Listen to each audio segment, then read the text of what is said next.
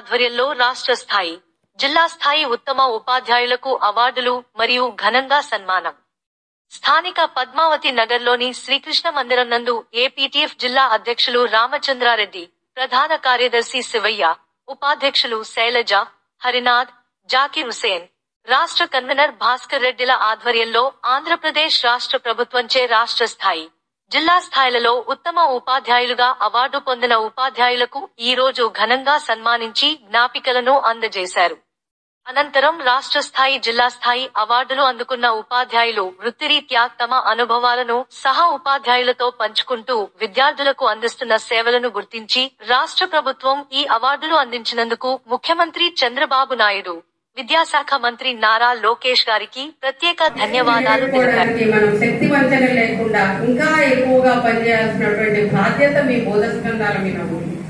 సమాజాన్ని తీర్చిదిద్దేవాడు, సమాజాన్ని నిలబెట్టగలిగేవాడు ఒక ఉపాధ్యాయుడే.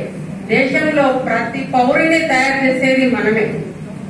ఎన్నో వస్తువులు తయారవుతున్నాయి, కానీ ఆ వస్తువులన్నీ వివిధ రకాలైన ఫ్యాక్టరీలలో తయారవుతున్నాయి. సమాజాన్ని తయారు చేసే ఫ్యాక్టరీ మన దగ్గర ఉంది. ప్రాథమిక విద్య, ఉన్నత విద్య, మరి అదే విధంగా సెకండరీ విద్య, ఉన్నత విద్య, కళాశాలలు, యూనివర్సిటీలని దాని స్థాయిని బట్టి తయారు చేసేటువంటి పరిశ్రమల్లో మనం పనిచేస్తున్నాం. మానవ వనరులను తయారు చేస్తున్నాం. దేశానికి కావాల్సినటువంటి ఉత్పత్తులను తయారు చేసేటువంటి శక్తిని మనం ఇస్తున్నాం. మనలో నుంచి మనం తయారు చేసిన వాళ్లే ఒక రాష్ట్రపతి, మనం తయారు చేసిన వాళ్లే ఒక ముఖ్యమంత్రి, మనం తయారు చేసిన వాళ్లే సంఘ సంస్కర్తలుగా ఉంటున్నారు, మనం తయారు చేసిన వాళ్లే రాజకీయ నాయకులు అవుతున్నారు, మనం తయారు చేసిన వాళ్లే జాతిని నిలిపే జాతి నాయకులు అవుతా ఉన్నారు.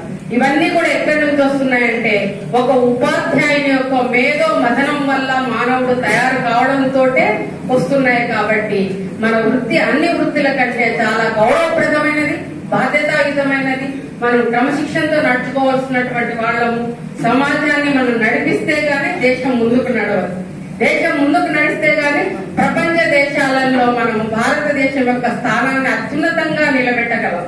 ఈ ఘనతను సాధించాలంటే ఒక ఉపాధ్యాయుడు మాత్రమే చేయగలడు.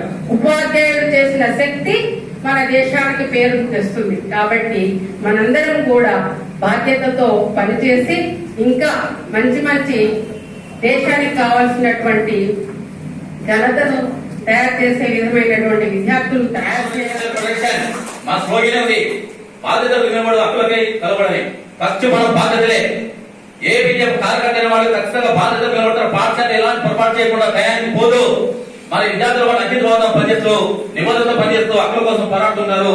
మరి ఉపాధ్యాయుల సంక్షేమం కోసం, విద్యార్థుల సంక్షేమం కోసం, పాఠశాల అభివృద్ధి కోసం నిరంతరం ఏ విద్య పోరాడుతుంది.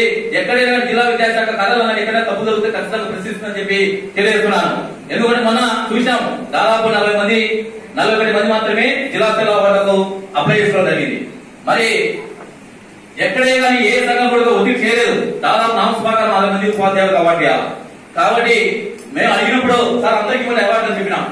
కాబట్టి ఎలాంటి ఒత్తిడి చేయలేదు, ఏ సంఘం కూడా ఒత్తిడి చేయలేదు. ఖచ్చితంగా వాళ్ళ ప్రొఫైల్స్ బట్టి, వారు ఇచ్చిన ఫైల్ బట్టి మీరు నిబంధనతో మార్పులు వేసి ఇవ్వని చెప్పినాం. కాబట్టి సార్ గారు మొన్న జిల్లా స్థాయిలో మీటింగ్ లో ఏదో ఒత్తిడి ఇచ్చారని చెప్పి చెప్పడం జరిగింది.